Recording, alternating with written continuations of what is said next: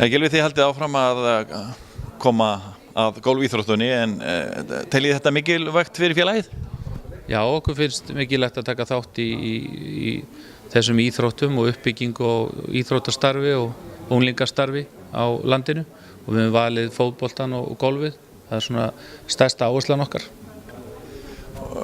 Hvað finnst þér svona sjálfum þetta? Þetta er að verða ansi viðamikil íþrótt á Íslandi, golfið. Já, það er bara ótrúlega hvað golfið hefur vaxið og eins og kom fram hérna á 17.000 iðkendur og bara hjá okkur í Eimskip eru 100 starfsmenn í golfklúbbi Eimskips sem segir kannski allt og það er alltaf fleiri og fleiri fjölskyldur að fara saman í þetta og þannig að þetta er bara sport fyrir alla, held ég. Fylgistu sjálfur vel með og þú ert duglegur að spila líka sjálfur? Ég er kannski mjög duglegur að spila en það er óvenju mikið að mótum hjá fyrirtækjum og maður reynir að mæti sem flest en fer lítið fyrir því að fara á æfingasvæði. En ég fylgist með líka í sjónvarpi fylgist ég bæði með golfinu hér heima og erlendis. Þetta er svona skemmtilegasti þættir að horfa á. Og þú átt nú að segja efnilegan Kilving sem er að keppa í útlöndum þessa dagana? Já, hann er núna á Hooters mótaröðinni eða NGA og er svona að fara sín fyrstu skref í þessu og eftir einhver 6-7 mót í sumar. Alessanderssonu minn, já.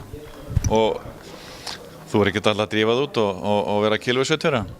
Ég er að spá ég að fara út núna í viku og ná kannski eitt mót sem er í Georgia í Bandaríkjunum og Kilvi-sveit fæ ég nú ekki að vera hérna. Hann rak mig hér á Íslandsmótinu fyrra á 15. holun á Grafarholti en réði mig svo aftur í næsta mót en það er oft erfitt að vera foreldri í þessu og hjálpa. En mamman fekk að vera erlendis núna og hefur verið að Kilvi-sveitin, Kilvi-kona eða hvað þið kallið. En það er þá hægt að ímynda sig hvað því feðgarnir eru að spjalla um? Já, það fer lítið fyrir öðru en golf og fótbolta hjá okkur. Og hvernig gengur þetta hjá honum?